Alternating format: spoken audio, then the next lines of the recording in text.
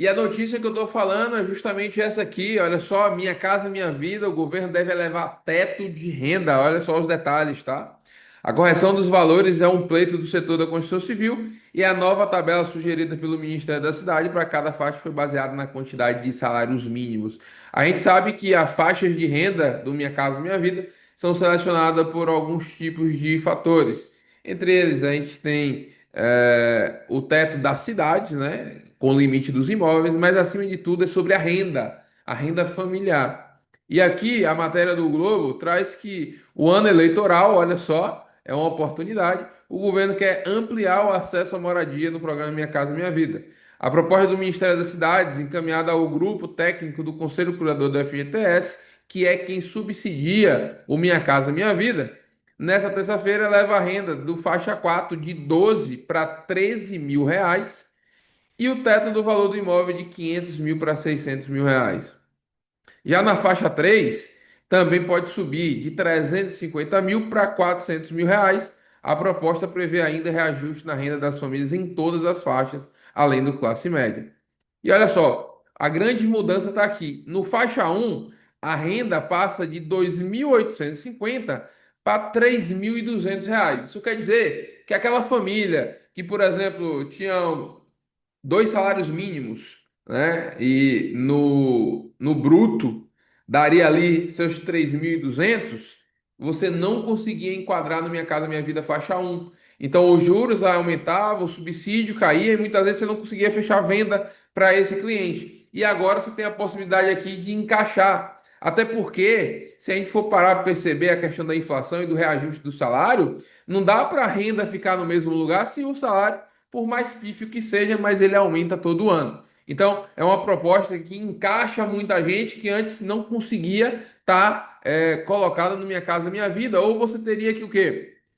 Suprimir um dos participantes. Por exemplo, o casal que não era casado no civil e não tinha uma união estável constituída, você colocava ali só um dos membros. Hoje você pode colocar os dois até para diminuir o valor da entrada. E olha só, na faixa 2 vai de 4,7 mil para 5 mil reais. É 300 reais que faz muita diferença, tá? No faixa 3 de 8,6 mil para 9,6 mil reais. A correção dos valores é um pleito do setor da construção civil e a nova tabela sugerida pelo Ministério das Cidades foi baseada na quantidade de salários mínimos. Olha só, contudo, a proposta foi enviada para o grupo técnico sem cálculos de impacto no orçamento do fundo. Vocês querem saber o que vai acontecer? Vão aumentar o fundo aí, vão botar mais dinheiro porque é ano eleitoral. Aprovado em novembro do ano passado. Diante da falta de estudos, os técnicos decidiram que só vão discutir a viabilidade da medida na próxima semana, que é agora dia 24 de março, tá? A projeção aponta para uma retirada de 60,8 bilhões dos próximos anos. Os conselheiros aprovaram um orçamento de 160 bi para a habitação em 2026 e 2027. Bom, vamos lá. Vamos ver como é que isso funciona na prática, tá? Vamos ver como é que isso funciona na prática, tá? Então, basicamente, vamos entender qual é a jornada do seu cliente. Você que é construtor, conhece muito bem esse site aqui, é o site de simulação habitacional da Caixa. E o que é que eu quero chamar a atenção para você? Como é que essas coisas vão mudar nesse momento para que você entenda como é que você estabelece o seu padrão de viabilidade diante do projeto que você ainda vai escolher para aquele público. Para você se situar, quando a gente começa a construir casas para vender, a gente não define um projeto diante daquilo que a gente acha que vai dar certo. A gente primeiro entende quem é o nosso público, entende para quem a gente está vendendo. E a partir daí, nós definimos projeto, porque tudo aquilo que vai impactar no custo do projeto tem que caber no bolso da jornada daquele cliente que vai pagar. E a gente já está aqui no site do simulador da Caixa. Você que é construtor precisa saber mexer com isso aqui como se fosse o ABC que você aprende na escola, tá? Sem isso daqui você não vai para lugar nenhum. E olha só, no site de simulação habitacional da Caixa, a gente primeiro perguntado sobre o valor aproximado do imóvel.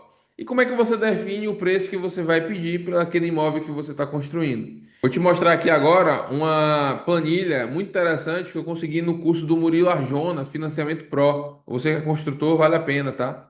E aqui diz respeito a uma planilha com base em janeiro de 2026, que fala sobre os limites de valor de imóvel para cada município.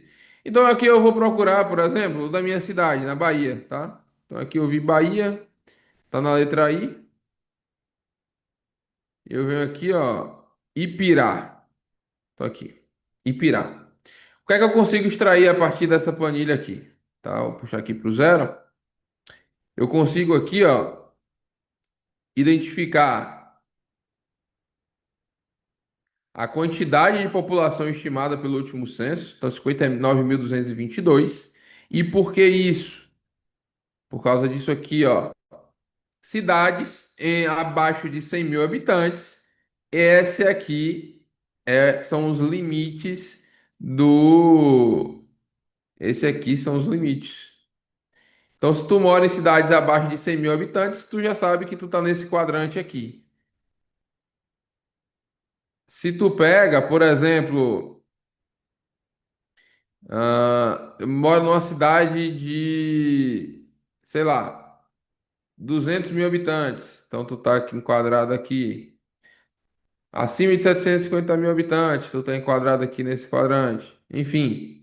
Então, tudo isso serve para você se basear de onde é que você vai estar trabalhando. Então, os meus limites numa cidade abaixo de 100 mil habitantes, que é a minha cidade, estão baseados basicamente nesses aqui. Só que eu ainda preciso entender onde é que minha cidade está, qual código aqui, qual recorte territorial ela se enquadra. E aqui na planilha eu consigo buscar isso também. Olha só, 59.222, Nordeste da Bahia,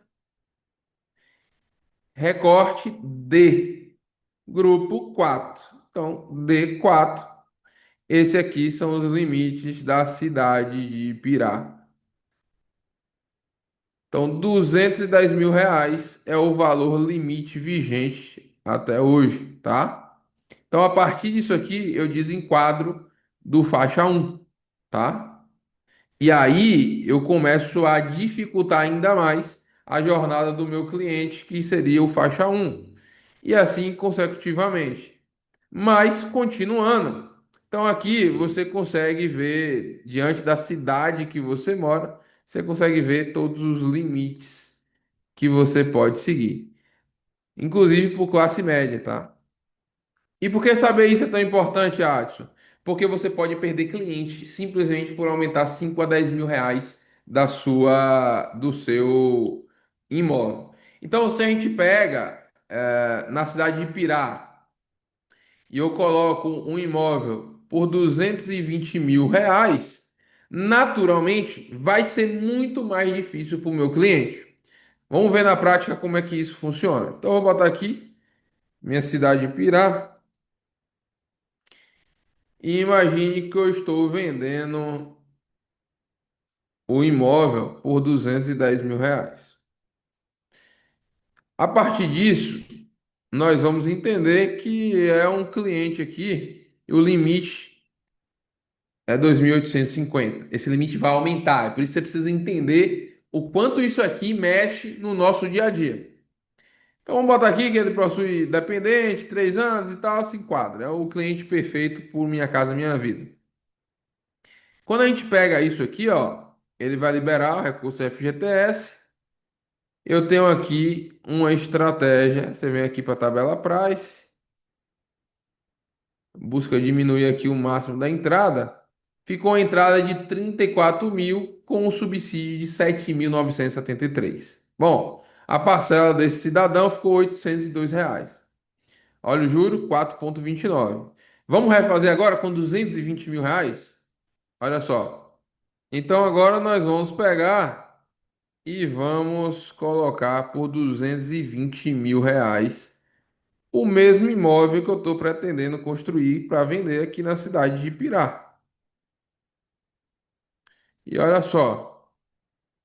Nós vamos manter a mesma renda, tá? Então, 2.850, que é o limite atual do Minha Casa Minha Vida, faixa um, uma data aqui qualquer. Vamos identificar aqui que tem as condições ideais. Vamos lá, 220 mil. Mudou apenas 10 mil reais no valor de pedido que você está fazendo. Olha só, para onde foi o subsídio? Para onde foi a entrada? Por causa de 10 mil a mais. Olha só, a parcela não muda tanto porque a minha renda continua a mesma, tá? Mas olha os juros, foi para 7,66, era 4,25. Então, aqui, se você não entender essa lógica, você perde a venda, porque você dificultou tanto. Naturalmente, esse cliente que ganha 2.850, ele tem 34 mil reais para dar de entrada ou tem 105 mil reais? E não esqueça que ele ainda vai ter que arcar com custo de documentação. Então, dito isso, o valor do imóvel que você vai definir, junto com o seu estudo de viabilidade, é determinado também pelas faixas, principalmente pelos limites estabelecidos por cada cidade. Mas vamos focar aqui agora. A gente já sabe que o limite da minha cidade é 210 mil. Agora vamos mudar só a renda. Então, 2.850 é o teto hoje. 3.200. Vamos analisar? Se esse mesmo cliente ele ganha 3.200, que é o próximo nível. Lembrando que o simulador aqui ainda não está atualizado, tá? Então não vai aparecer as condições ideais que a gente quer. Olha só, ainda está no Minha Casa Minha Vida, mas olha para onde foi essa jornada do cliente.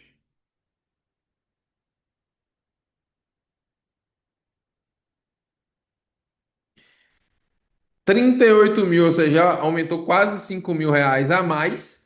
O subsídio despencou, tá? E o meu juros também aumentou.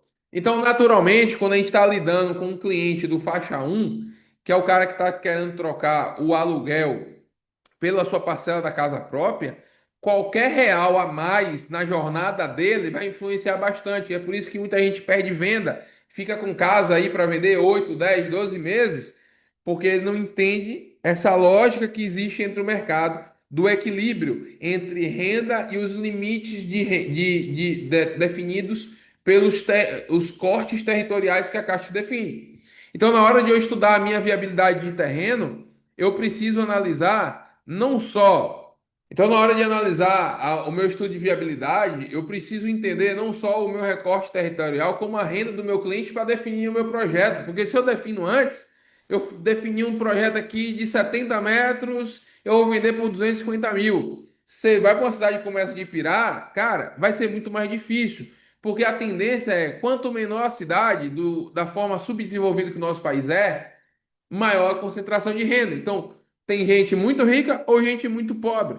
E aí você tem que lidar com a dualidade, onde se eu estou trabalhando com as camadas com menor renda da comunidade, da sociedade, vão se enquadrar no faixa um, no máximo no faixa 2, qualquer real a mais na jornada desse meu cliente vai impactar diretamente na jornada dele e eu vai fazer com que eu ganhe venda ou que eu perca venda. Então você viu que aumentar 10 mil reais só por conta do corte territorial já muda completamente a jornada do meu cliente. Agora observe o quanto aumentar o teto de faixa para aquela faixa de renda do Minha Casa Minha Vida vai ampliar o leque de clientes que antes não poderiam acessar, porque muda completamente, é 10 mil reais a mais, mas que você acha pouco, mas que no final das contas vai impactar em muito mais de 15 mil. Por quê? Porque quanto maior o valor do imóvel que você está vendendo para aquele cliente, maior é o imposto de transmissão, maior é o custo de contrato na caixa. Então, tudo isso vai impactar a jornada do teu cliente. E lembrando, a gente não define projeto por aquilo que a gente acha, pelo que a gente vê que é bonito, pelo novo design arquitetônico. Não.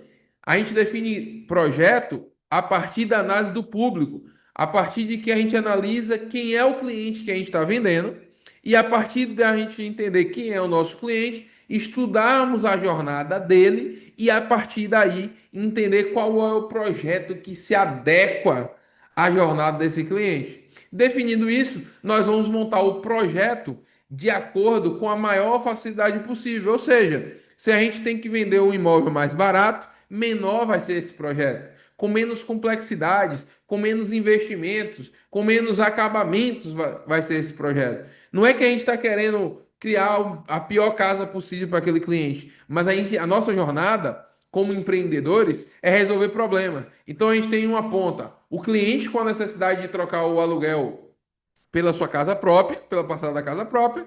Na outra ponta, a caixa aqui, cheia de dinheiro, doido para emprestar, mas com várias condições que esse cliente não entende. Qual é a sua função como construtor? Conectar as duas pontas. Então, você primeiro estuda cliente, entendendo as normas, a partir das normas da caixa, você estuda quem é seu cliente, estuda as dimensões territoriais e a partir daí você define o seu projeto para que ele caiba na jornada financeira que aquele cliente vai ter a partir que você começa a botar o seu projeto para sair do papel e começa a querer vender esse imóvel ainda na planta. Então, entendendo isso, você consegue conectar uma ponta a outra e faz uma venda muito fácil. É dessa forma que eu crio projetos com alta liquidez, que eu crio projetos que vendem já na planta, porque você sabe conectar muito bem o cliente e a necessidade de a jornada financeira desse cliente com os critérios que a Caixa exige para você vender esse imóvel financiado.